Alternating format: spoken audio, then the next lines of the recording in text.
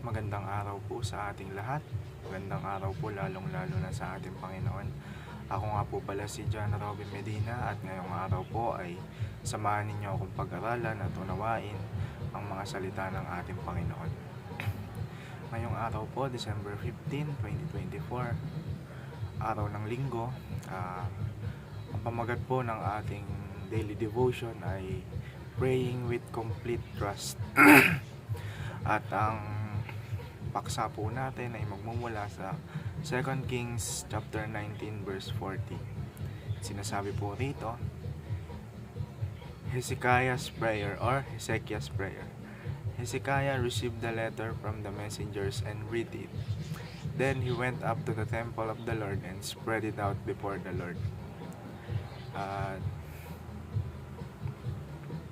O sa Tagalog naman po, ang panalangin ni Haring Hezekiah.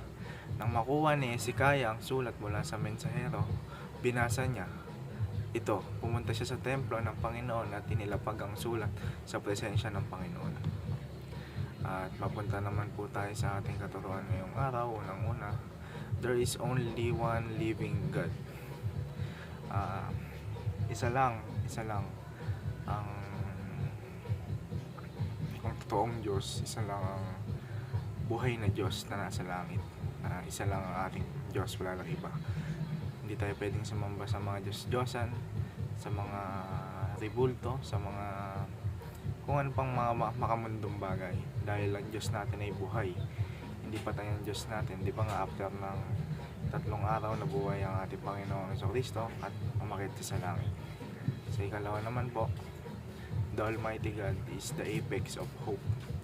Kapag sinabi nating apex, yun yung pinakatuktok o yung kataas-taasan.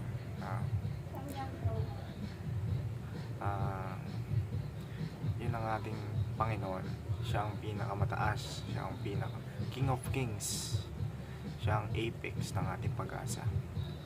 At ang huling katotohanan naman po natin ngayong araw, complete trust means perfect peace. Kapag pinagkakatiwala na natin sa ating Panginoon ang lahat ng mga bagay na ginagawa natin, mapapansin natin na parang gumagaan yung mga pasanin natin sa buhay, dahil alam natin nandiyan yung Diyos na para tayo tulungan.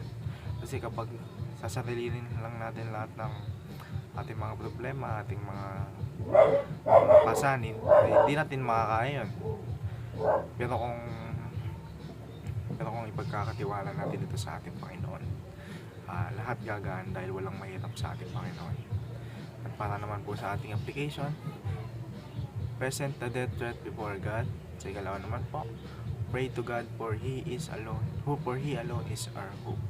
Manalangin tayo sa ating Panginoon. Simulan natin sa pasasalamat. Humingi tayo ng gabay. Pasalamatan natin siya, purihin natin siya. At para naman sa ikatlo, pursue perfect peace through complete trust. Yun nga, gaya nga ng sinabi ko nung una, na yung kapayapaan nasa Diyos eh. Ipagkatiwala lang natin sa Kanya lahat at siya na ang bahala sa atin. At hindi tayo pababayaan ng ating Panginoon.